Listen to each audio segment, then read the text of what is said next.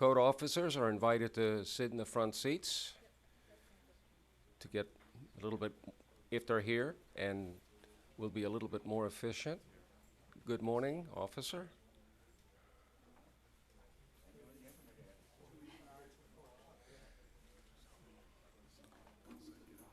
I didn't know we had corporals anymore, or are you a corporal? Oh, oh, okay, okay, but one bar means what? Corporal, okay. Two, you're right. Okay. Yeah, it's two, I think it's two, yeah. Code officers, can you guys please come to the front? Okay, meeting will come to order. I'll make a preliminary statement for the benefit of those folks that are here today. We have a short agenda, so we should be able to finish relatively quickly, hopefully before lunch. Once again, good morning, everybody. This is a code enforcement hearing for the city of North Miami. Today is August 21st. I'm Jose Smith, a special magistrate for the city of North Miami. The special magistrate is empowered under the laws of the state of Florida and the North Miami City Code to hold code enforcement and code violation hearings. Purpose of these hearings is to determine if a code violation exists at your property as observed and cited by a code enforcement officer of the city. If the city is not able to prove its case, then I will dismiss the case and you may leave. These proceedings are being recorded, so therefore all persons who are speaking should do so one at a time to ensure that all testimony is clearly audible on the recording device. If English is not your primary language, then please inform me when I call your case, since we have interpreters who will assist during these proceedings. When your case is called, the property owner, agent of the property owner, and any witnesses that you may have should come forward to the podium on your left side of the room. When asked, please speak directly into the microphone and say aloud your name, your business or mailing address, and your relationship to the property. If you are not the property owner or an attorney representing the property owner, then you must present a notarized power of attorney or an affidavit like a power of attorney in order for your testimony to be taken on behalf of the property owner. For new cases, you will be asked for the record if you're aware and understand the violation that is being heard today, and if you understand what is required to resolve the violation. So please answer accordingly. The city will go first. The city will present its case, and then the property owner or the alleged violator will be given an opportunity to testify on their own behalf, to bring forward any witnesses, to testify, to present any documentary evidence such as photographs, and also to cross-examine the city's witnesses. Following the presentation of the case, I will issue findings of fact on the case. If I find that a violation of city codes exists or existed at your property, then depending upon the type of case that it is, I will set an abatement date or a compliance date, as some other people call it, for the violation to be resolved. Or for repeat violations, I will impose a daily fine amount. For new non-repeat cases, my order will include an abatement date by which you must resolve the violation and a daily fine amount that I may impose at a future hearing date should the violation not be resolved by the abatement date. If I find sufficient cause to postpone enforcement action at this time, I will table or continue this case proceeding to another hearing date in the future. If you do not agree with my findings of fact or ruling, then the property owner may appeal my administrative order on this case to the Circuit Court in Miami-Dade County. An appeal must be filed within 30 days of the date of the execution of my administrative order which is the subject to be appealed. In accordance with Florida law, if a person decides to appeal any decision made by a special magistrate with respect to any matter considered at these proceedings, then that person will need to have a verbatim record or a transcript of these proceedings. This record includes the testimony and evidence upon which the appeal is to be based. The cost of obtaining that verbatim record shall be the sole responsibility of the appellant or the person that makes the appeal. It is recommended that persons who plan to appeal their case should provide their own court reporter at this proceeding. Pursuant to city codes, if the city of North Miami prevails in prosecuting a case before the special magistrate, the city shall be entitled to recover all costs incurred in the prosecution of the case. The current cost assessment is $100 per case. Once the city records an order that imposes a fine and authorizes a lien against the property, then the city will charge additional administrative fees to record and release the lien. Now, I'm going to ask the police officer to swear everybody in. And also remain standing after you're sworn in if you're going to testify, and remain standing for the Pledge of Allegiance. Now, if you're giving testimony today on a case, please rise and raise your right hand as I issue the oath. Do you swear or affirm that the testimony you're about to give in these proceedings will be the truth, the whole truth, and nothing but the truth? If so, say aloud, I do. I'm going to do the oath of the translators real quick while we're at it. Do you solemnly swear or affirm that the translations which you are about to give in these proceedings will be accurate and correct to the best of your knowledge, skill, and ability? Say, I do. I do. If you please remain standing for the pledge of allegiance. I pledge allegiance to the flag of the United States of America and to the republic for which it stands, one nation, under God, indivisible, with liberty and justice for all. At this time, I will ask the Code Compliance Manager to announce any additions, corrections, or deletions to the hearing agenda, and then I'm going to ask the city to call its first case.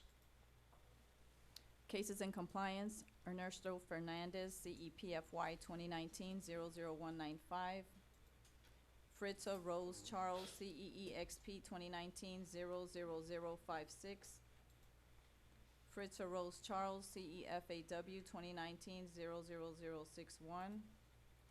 Jean Manoli, CEIVY 2019-00112.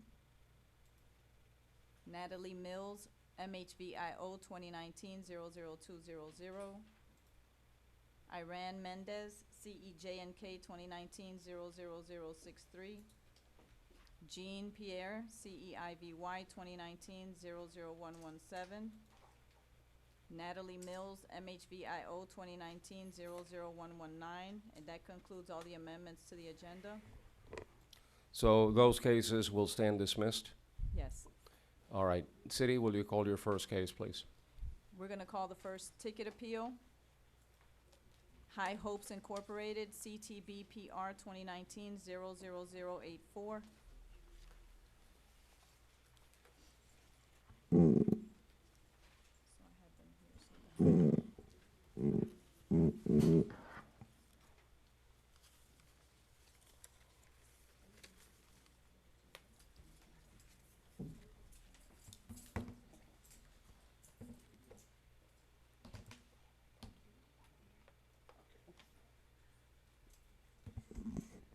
City would like to call Officer Willis.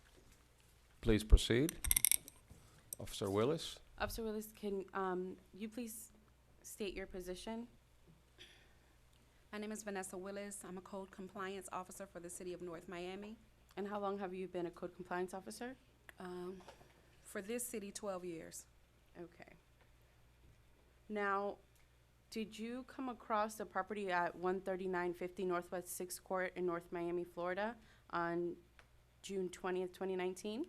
Yes, I did.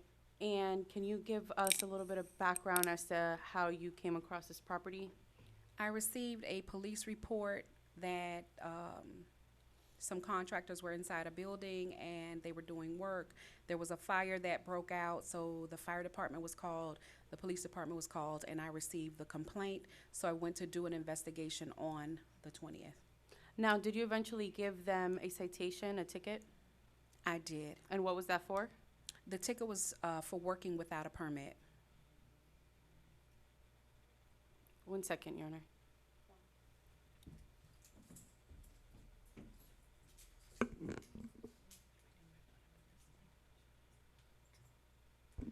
Yeah.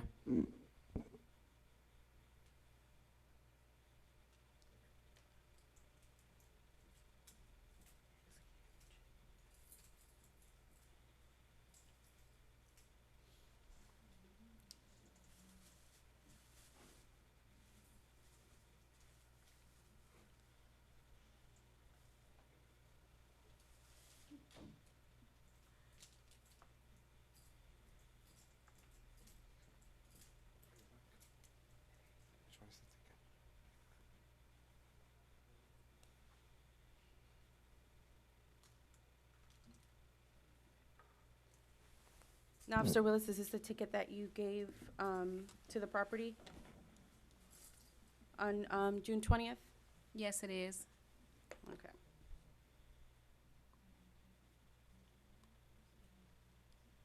Now, did you have an opportunity to take photos of the property? Yes, I did.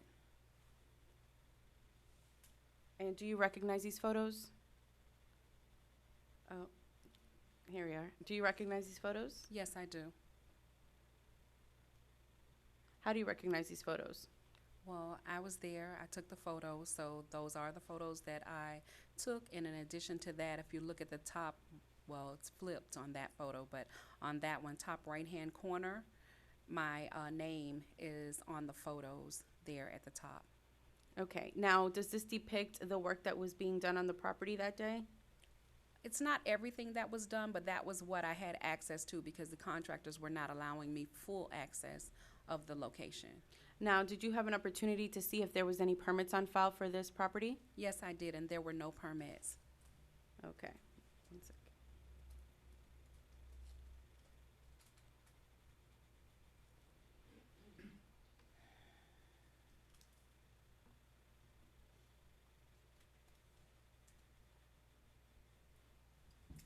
Court's indulgence.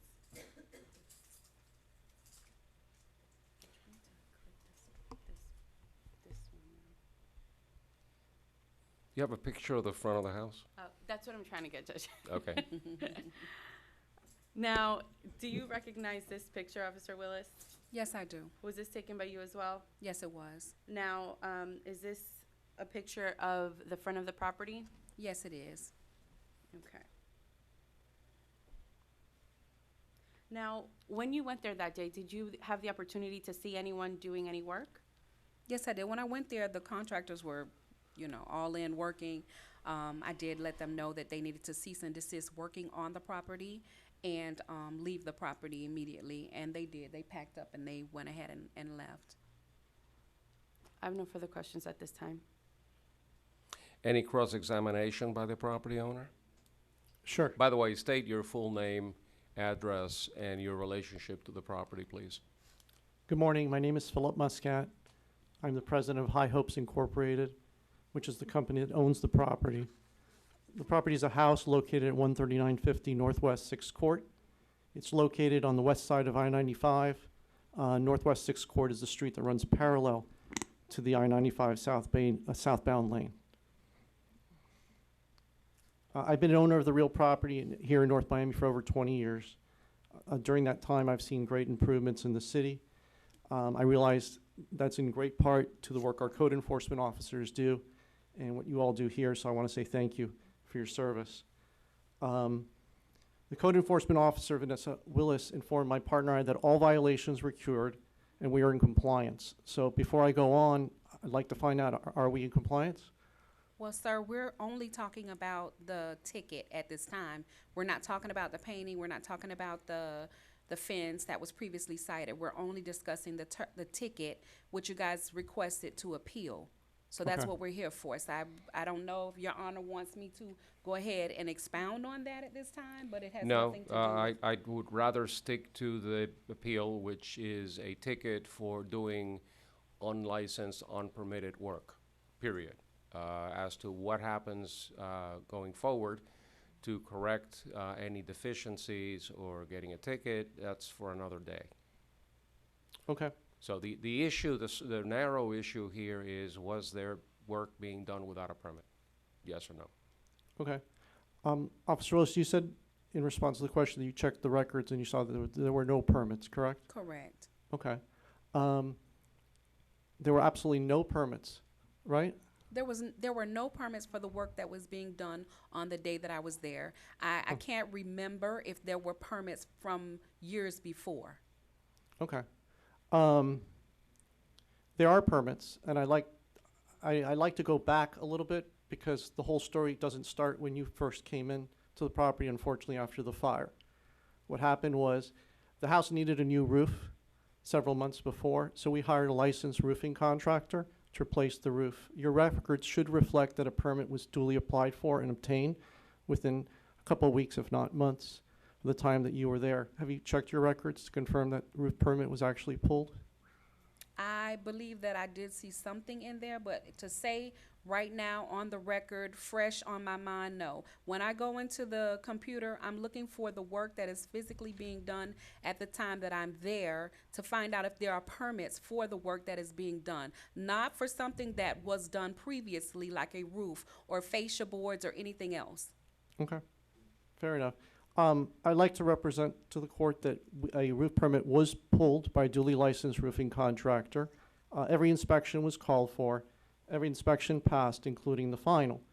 And after the roof was done, I wanted to paint the inside of the house. I called up the city, and I was told that you do not need a permit for painting the inside of a house. I even went online, and I saw that no permit is required for interior painting. So I went ahead and hired a painter to paint the inside of the house.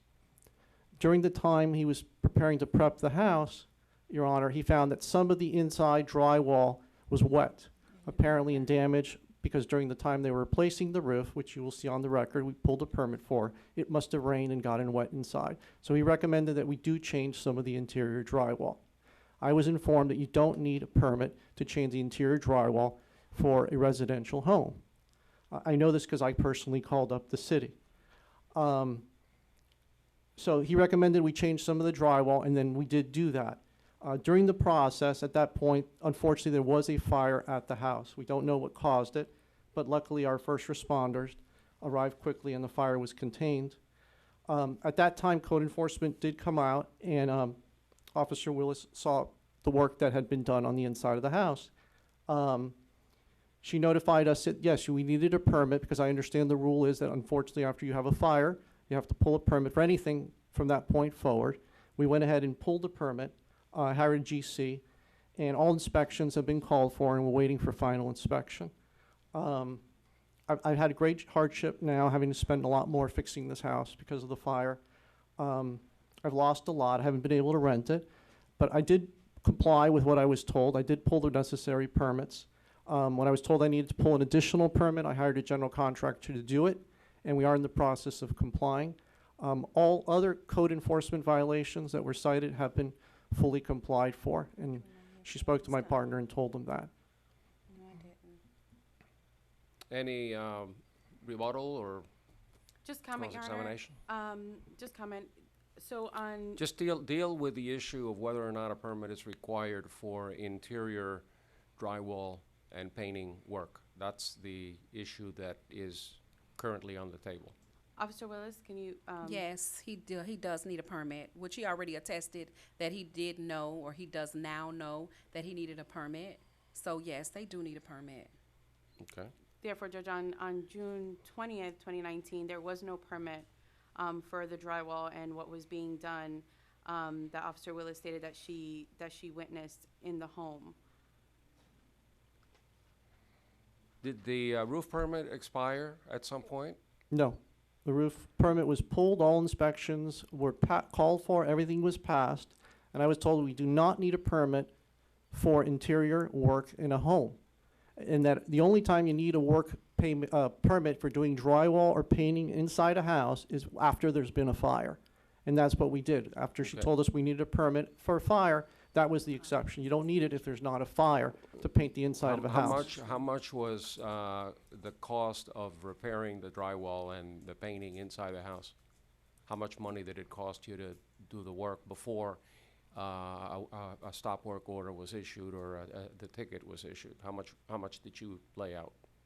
Before the fire, it was gonna be about $1,500. I had already laid out about $500. After the fire, unfortunately, it's gonna cost obviously thousands of dollars more. Special Magistrate, I would just like to add for the record that this property is a commercial it's zoned as commercial. And from what I'm able to see from the exterior of the property where there are large dump trucks and pumping trucks and just commercial type trucks, I can't tell you exactly what each of them are used for. They're being stored on the property. It's used as a commercial property. And so every property within the city needs a permit for almost everything that you could imagine that you would do. And in addition to that, when I was there, I did see boxes as if they were changing out the toilet inside the property. So there's more to it. If the contractors would allow me further access into the building, I'm almost certain that I would have seen additional work because there were boxes everywhere as if they're changing out all of the appliances inside the location. I get it. The only permit that was in effect at the time of your visit was the roof permit and none others. There were no permits for any other work except the roof. Correct. There was everything that I saw them doing, there were no permits for it. Okay. So what's the fine amount for this case? 500. Okay. The ticket is for $500. And your recommendation? $500. Okay. So based on all the testimony that I've heard, photographs reviewed, I recognize that you may have been misled or maybe misunderstood when a permit is required. I do have the Miami-Dade, sorry to interrupt, Yep. printout that I printed out for Miami-Dade. It does say clearly, there's no requirement for interior painting permit. And I have it here if you want to see it. Mr. Muscat, do you have the one for the city of North Miami also? Because we are in the city of North Miami. I know that I tried to find one online, I couldn't find it, so I found Miami-Dade, but I did call up. Let me ask you, is a permit required to paint a home on the inside? You do not need a permit to paint inside the house. Okay. But you do need a permit for everything else that was done that was witnessed that day, Judge. Including the drywall work. Correct. Correct, and Your Honor has ruled. Yes, already. I will deny the appeal filed by the appellant. I will sustain the ticket and agree with the city that work was being done without a permit. The fine amount as prescribed by law in the city of North Miami is $500, so I will deny the appeal and affirm the fine. Can we set that out of some kind of payment plan? That's gonna be up to finance or the city manager's office to work it out. That's not within my jurisdiction. Okay, So can we get the property owner and the city to work this out in an amicable fashion?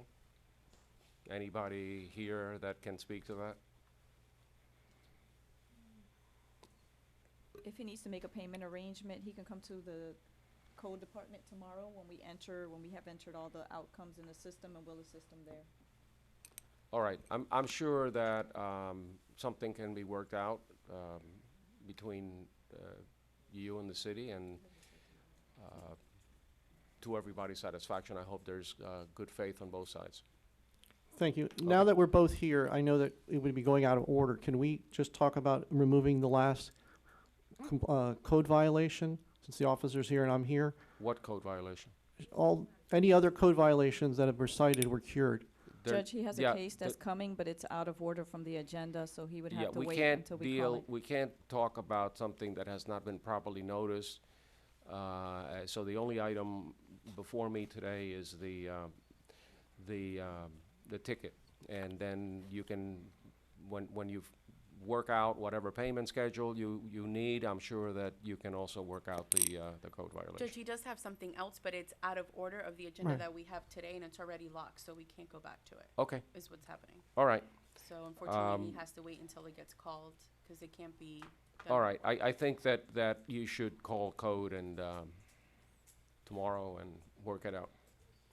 Right, I think what she's saying is there is a there's another case coming up on this same property. But it's not before me. Yes, It is today. before you, Is it- yes. But not today. Not Yeah. No, right it is now. with, in front of you today, yes. Okay. Yes. All right, so because it's not currently the subject of this ticket appeal, we'll have to wait to resolve that Correct. later. Yes. Is that it? Yes. Okay, same property owner, it's Today. just not the subject of this appeal. It's a separate case. It's out of order, yes, and the agenda's Yes. already locked. Okay, I get it. All right, thank you. Okay, You'll just have to stick around a little longer. that's fine, thank you. And now we'll be calling the first item on the agenda. D Investments LLC, case number MHVIO 2019-00037. Gary Beswick is the officer.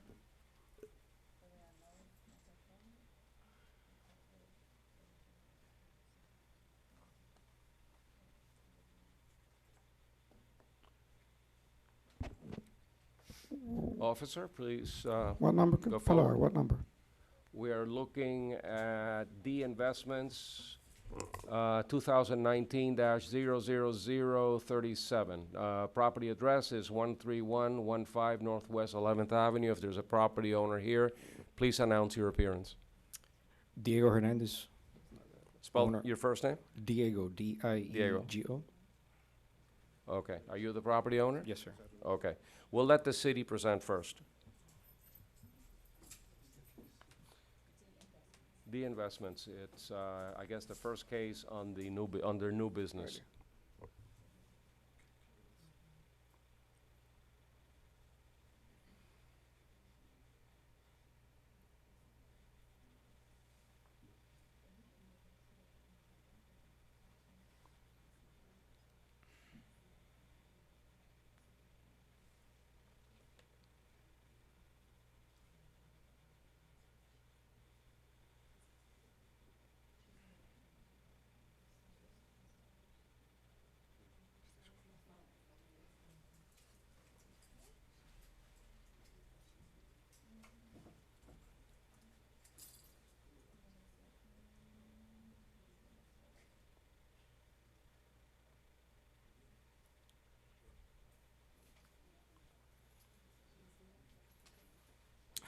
Good morning, Gary Bezick for the city of North Miami.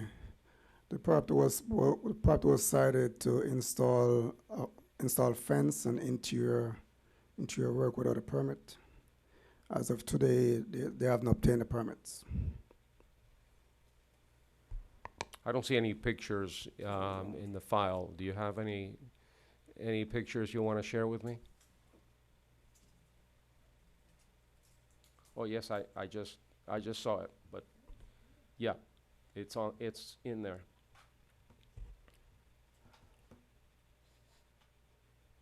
It's 4 photographs of a truck. And the installation of the fence and the windows. Yeah, I see that. All right, you want to proffer those photographs into evidence? Yes.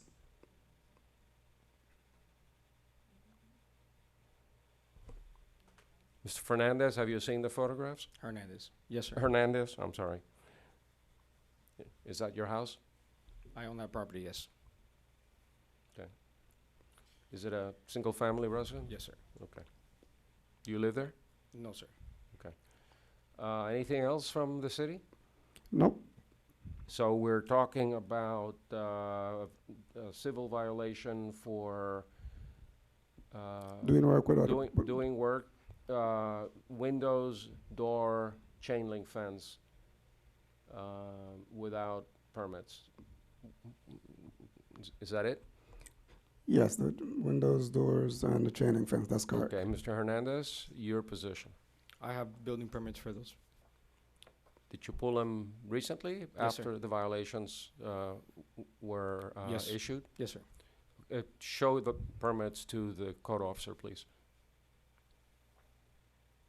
And just to be clear, the pictures that you see are to just a small section of the property, the fence on the alley side. The original fence had fallen from corrosion, so I had the fence company go out there to make the repairs on the fence, and at the moment of the repair, they noticed that the poles were corroded. So they called me and told me that they had to, replace the poles, and I immediately told them to do whatever had to be done because the tenants could not have the backyard open to the alley.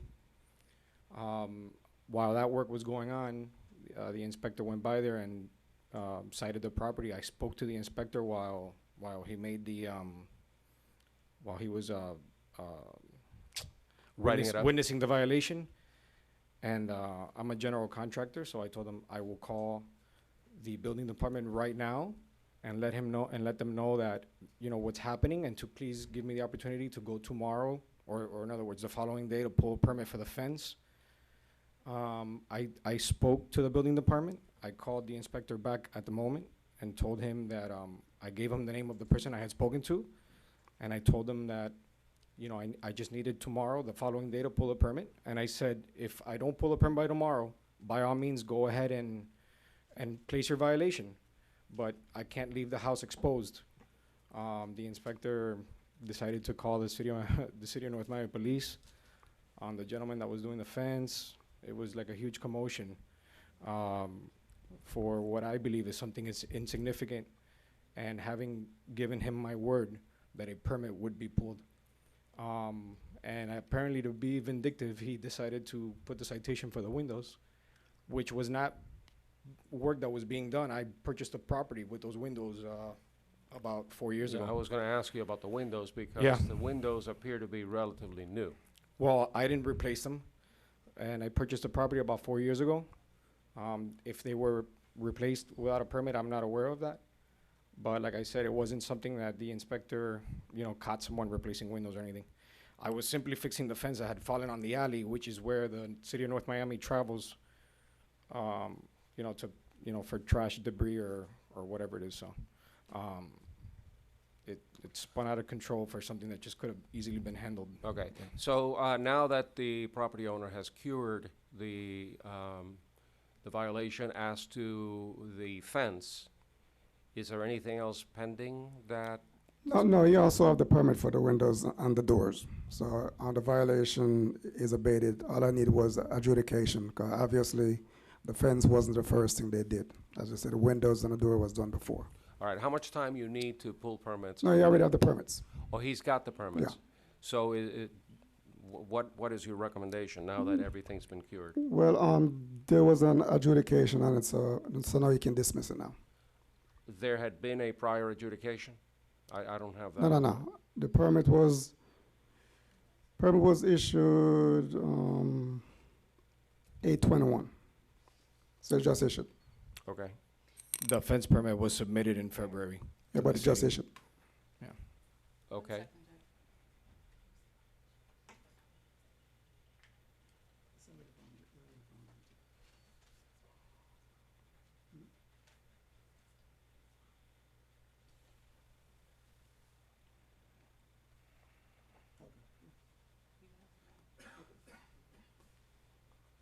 What are we doing, folks?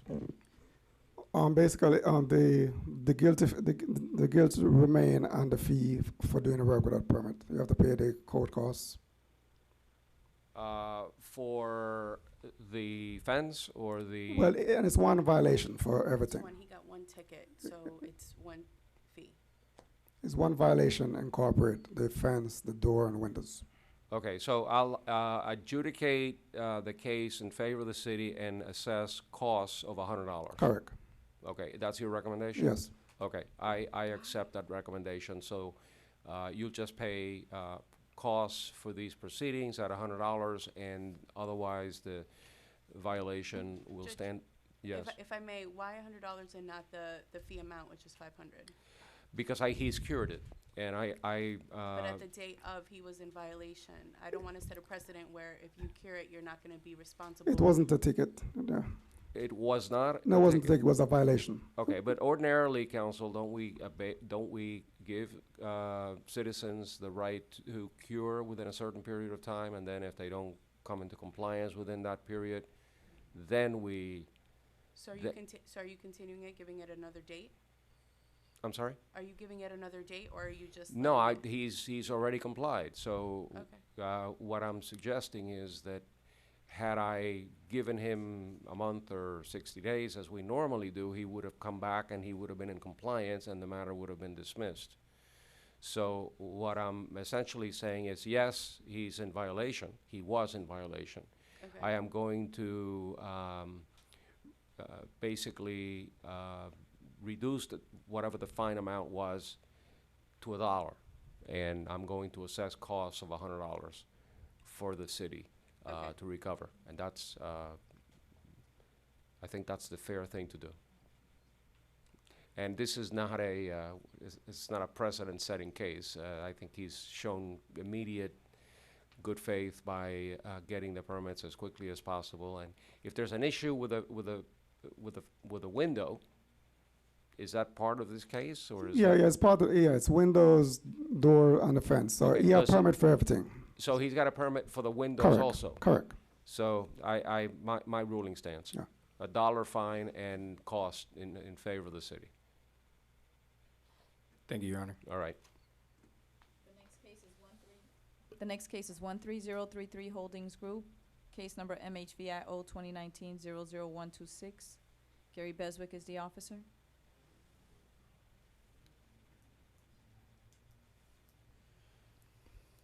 Morning, Your Honor. Sir, please state your full name and address and your relationship to the property. Owner, 13033 Holdings Group.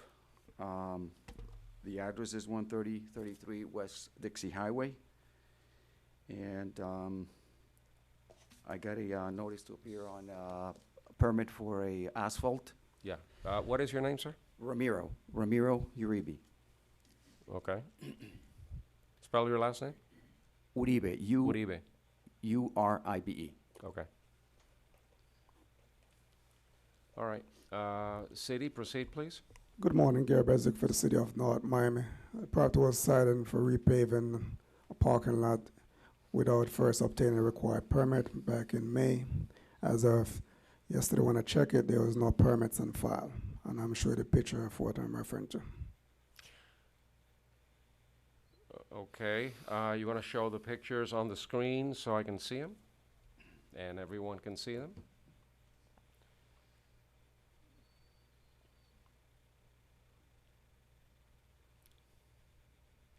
Sir, have you had a chance to look at the photographs that are being offered into evidence? Yes, Your Honor. Is that, Yes, I have. is that your property? Yes, Your Honor. Okay, it looks like the parking area has been, if that's a parking area, it's been asphalt, there's asphalt recently laid on there, and I see a machine. It looks like, Yes, Your Honor. I what do you don't- call, that machine? I'm not sure. Okay. But if I can say something, Your Honor. Yeah, yeah. What, Is this, wait, is the city done? Yeah, I'm done. Okay, so Wh- what's your response? what happened, Your Honor, is I did pull a permit, asphalt. It did expired on the property.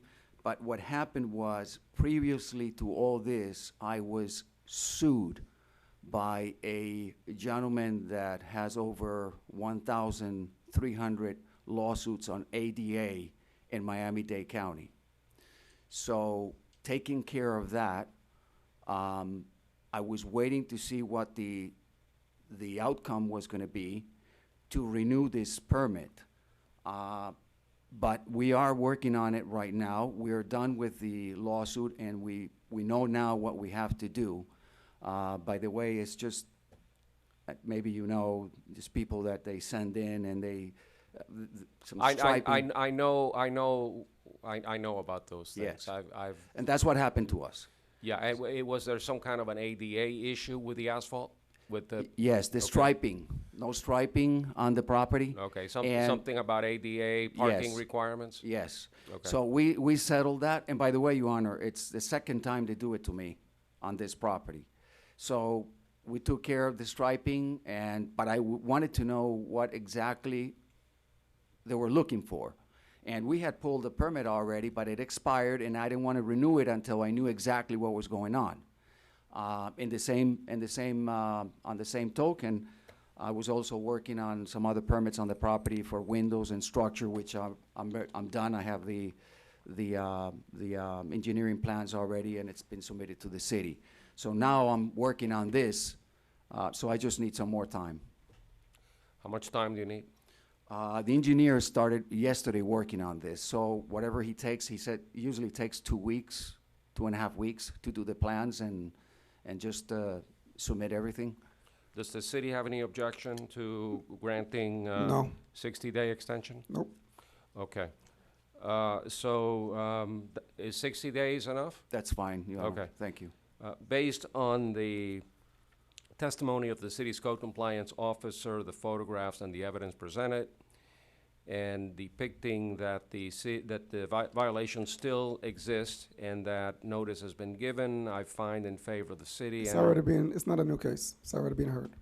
I'm sorry? It's already been heard. It's already been heard? Yeah. Okay, I don't have that. Has an adjudication been made previously? Those are the correct dates. I'm sorry? Those are the correct abatement dates, not the ones I previously gave you.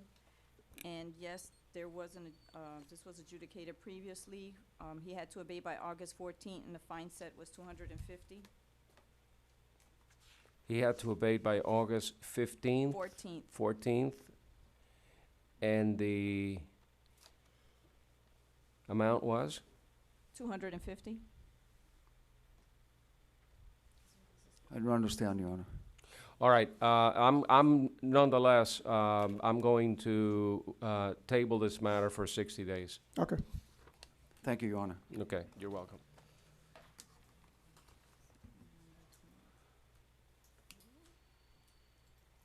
The next case is for Christopher Sanders, CESTA 2018-00010. Vanessa Willis is the officer.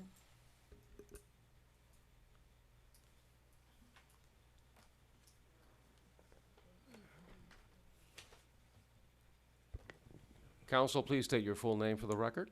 Good morning, Your Honor. Mickey Morera from the law firm Burkhardt, Riddell, Fernandez, and Larkin at 200 South Biscayne Boulevard. And you represent the property owner? Yes, sir. Okay. City, proceed. Good morning, Vanessa Willis, City of North Miami Code Compliance Officer. We're back again on the advertising of the short-term rental. So, you can let me know what your research has depicted, because I know the last time that we were here, we were able to find some pop-ups with the short-term rentals on the website, and I believe Mr. Mickey was looking for Mr. Marrero. Mr. Marrero was looking for, it's a tongue twister. Yeah. Mr. Marrero was looking for a way to stop the short-term rental advertisement. So he was in the midst of contacting various companies in order to have them remove it from their website. So I would like to hear how that progressed. Okay, so this was already before me, Yes. and what did I do with the file? I think Mr. Marrero Yeah. knows a thing or two about short-term rentals, so let I me, do. bring me up to date, because I frankly don't remember No problem. the prior hearing. And for the record, I think it's not the first time I've been called Mr. Mickey, so no problem. Thank But you. so, Your Honor, to recollect, it was back, I think, in April, and we came one more time, and it was continued again, because what happens is, admittedly, my client did offer this property for short-term rental some time ago. No longer is doing so. But what happens is, and it's happened to me in Miami Beach with some other clients that we've been able to nip in the bud, the enforcement there is even more aggressive. But some third-party realtors, third parties in general, repopulate the pictures on their own site, and then they'll try and get a listing, and then they'll go to that prior listing and try and make a deal. So what we found, and Airbnb, some of these folks post on Airbnb. So what I did, and I have copies for you, Your Honor, for Ms. Willis. Immediately after we knew that there was an Airbnb listing, on April 11th, my client reached out to Airbnb. He got them to respond that they would remove that listing from the site. That's the one that we were aware of. I asked him to please, do a little bit of research and try and determine what other ones we found. Is that the one that came before me back in April? That may have been the one. There was a couple, I think, that they Okay. had found. So we recognized that these were popping up. Since then, they had found the listing on booked.net, on, this other one is on, another one on Airbnb from June, with a different person listing it, same property. There's a Home to Go also on the ticket. Okay, the one I have, that one I think is gone. The three that I have here there's two different Airbnb listings for this property. One from book.net and one from Florida Vacation Rentals by owners.com. My client reached out to these three people. Two of them responded, one of them didn't, but agreed to remove it. I also followed up with I have copies of also cease and desist letters to each of these websites, or the communication that they sent. I followed his email up with a cease and desist. It's not being rented now short term, so we've tried to identify them just on his own, trying to Google the address and try and find it. We found 4. If there are others, we'll do the same thing. But I can submit all this for the record. I'm happy to continue doing this, but he's not trying to advertise this at all anymore. It's people that he's actually All right, why sending don't you show the code officer the cease and desist letters that you've sent out to the various companies, and urge you to, keep letting them know that they're probably violating your client's rights by doing so. So let me see give me a second here. So this is the one this was actually just via the website respondents, okay? And then these I sent the same letter to you. These are copies of the letter I sent. Like the same emails, right?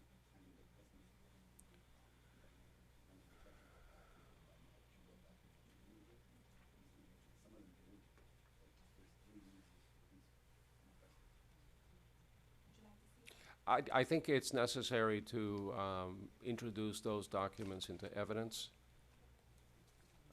Are they from your law firm, Mr. Marrero? The cease and desist comes from my law firm. The emails are just my client reaching out to the correspondence on the advertisements. But then he copied me, so I followed up his email with the cease and Yeah, desist. what does Airbnb say? On the first, so we contacted Airbnb directly back in April when we had the hearing with you, Your Honor, and they responded, and I'll read it to you. I checked, this is from Airbnb support, because their communication is not great, what we found. So he contacted, there's a link where you could request help. He sent the request and he posted the link of where it was an issue. Their response was, I checked, and this is from Airbnb. I checked, and the only way to report the listing is through the link on the listing page on the website, and so that's what I did, putting the necessary information for the listing to be deactivated. Thanks for reporting the possible fake listing. Rest assured, we'll be removing this permanently. That's Airbnb support, confirming that that listing will be removed. Is that in evidence? Yeah, it's one of the ones I gave her. There was another listing in June where Airbnb, some other person posted it on Airbnb. Are there any realtors that are doing this? The one person that is an individual, and again, they seem to have removed it, was an Airbnb, and that was someone named Rafa Castilla. I don't know if that person's a realtor or not. These don't appear to be realtors. They're just links to, all I have is links to these sites where he found the link, and he used the contact information on the link to request removal. Okay. And since this matter first came up back in April, has your client done any advertising or engaged in any short-term rental activity at the property? My client has not. All right. Any response from the city? Do you think the property owner has done enough, or is there more that needs to be done to keep these advertisements from popping up from time to time? Well, Special Magistrate, I know that he has done quite a bit, and I would ask, that there be a fine or fee amount because it did occur. He has been cited because there was a violation as per the ordinance. So, just based upon the testimony, based upon the letters that were brought into the record, we see that it did occur. They were advertising. They have since ceased, so that would make them in compliance, you know, at this time. So whenever, you know, another inspector sees it, because I'm no longer in that area anyway, but if it occurs again, they would be cited again. So I would just ask that there be an adjudication of guilt that they did, in fact, advertise. And then if there's a fee amount that we can assess because it occurred, that's what I'm Yeah, asking. I heard you say, Mr. Marrero, early in your presentation that there was an illegal advertisement placed, which then caused all of these subsequent Yes. pop-ups. But to clarify, Your Honor, Yeah. the one that they were cited for was one they didn't create. They had stopped it before the citation occurred. So the actual instant, you know, the advertisement that was the genesis of this case, which is not any of the, because that one was some time ago, it wasn't even any of these, was not one that they created. They were short-term, and I guess, I don't know if the law would change or something here to make it a little more stringent, but they just, you know, they're just seeking long-term tenants at this point. I'm sorry, they're seeking, Long-term tenants only, you know, and they have someone there now, I believe, but they're not advertising at all. And if there's a, you know, de minimis fine, just the case itself that they were cited for wasn't there. That was my whole argument in April. yeah, wasn't there? Wasn't their advertisement. There was an advertisement. There It was wasn't- an advertisement. But it wasn't theirs. And we requested that one removed back in April as well. And has there ever been a use of the property for short-term rental that Yeah. led to that the original ad? And I don't have all, but I believe that over a year ago, they did rent it out short-term. Then when Okay. they found out they couldn't do it and there was penalties, they stopped doing so. What's the fine for advertising illegal rentals? I believe the citation is $250 as the violation fee. You know, but when we see things that are irreparable and irrevocable, like we can't change it because it already occurred. And I understand what he's saying in reference to his client did not place it on Homes to Go, but it was there. And then we're talking about this violation that was initially cited November 27, 2018. So we've been back and forth for quite a bit, just trying to remove the listings from the website. So, and I'm not certain, I don't feel confident that it's not going to reoccur. It may reoccur. The question is, why blame the owner if somebody else is doing the advertising? For whatever reason, realtors do it, other sites do it. They think they can make a commission. I've always been troubled by the fact that sometimes these things happen without the owner's knowledge or consent. I understand. And so I realize that the whole thing, the whole issue with the pop-ups, the advertisement arises from a one-time use of the property for short-term rental. So there's a nexus there. The question is, you know, has he basically done everything humanly possible to keep these ads from popping up? And by the way, if the city or anyone finds another one, you can send to my attention, and we'll do the same thing. You know, I asked him in April when we had the case. I asked him, we had another case before another special master in June. We found another one then, and we have 3 this time. I reached out to him 2 weeks ago and I said, are there any more? Can you search the internet? We have a case coming up in 2 weeks. I'd like to be able to say that there's nothing online and that you've done everything. Okay. And he found 3 more. Let me hear from the city attorney. Judge, we are asking for the max penalty, which is $1,000. Reason being is that this has been going on for quite some time, and quite frankly, I can't see anyone just, you know, waking up one day and saying, I'm gonna go ahead and try to sell this property without being in some type of agreement with the property owner. I used to do real estate myself. I would never go ahead and post someone's property without first knowing that I'm gonna have do the work without knowing that I'm gonna get some type of commission off of this rental. So, just the advertising alone, this has been going on for a while now, and you know, for those reasons, we do think it's warranted to assess that fine. Well, I heard $250 earlier from the code officer, and that's what I'm going to impose as a fine, and an assessed cost of $100. So. And Special Magistrate, yes. could we actually have an adjudication so that if it occurs again, that they would be cited at the maximum amount? Yes, that will be part of my order. Okay. Again, you'll have to prove that the owner had something to do with the advertising. If Joe Blow decides that they want to advertise this property because Joe Blow is a mortal enemy of this property owner and they just want to make trouble for the property owner, I'm not going to find a repeat violation under those circumstances. But I don't Yeah. think that there is a way to determine who's posting whatever it is. So that would be virtually impossible to say that, oh, Sally Smith posted this short-term rental on Mr. Marrero's client's property.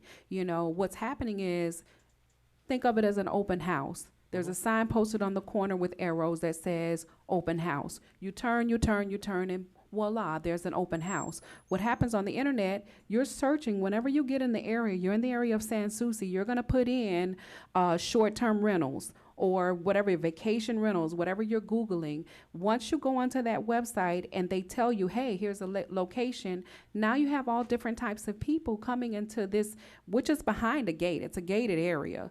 So, of course, you already know that all of the residents in the area are very upset. Yes. They've come here before, but unfortunately, because the case kept getting taken off of the agenda, they were unable to appear today. But I literally had at least 4 different people that were willing to come in here and give testimony of how this has affected them and the type of traffic, the foot traffic that it brings to the neighborhood. So that's why we were asking for the $1,000 Okay. fine. And Judge, if I may, $250 is the max that the officer can impose. So when you asked her what's your recommendation, that's why she stated that. But $1,000 is the max that Your Honor can impose. Right. So I Your Honor understand. can, Let me just say clearly that nobody understands the effect of illegal rentals more than I do, because I've written ordinances dealing with the issue, as Mr. Marrero well knows. And I know what's going on with Keystone and Sans Souci because I have a lot of friends that live there.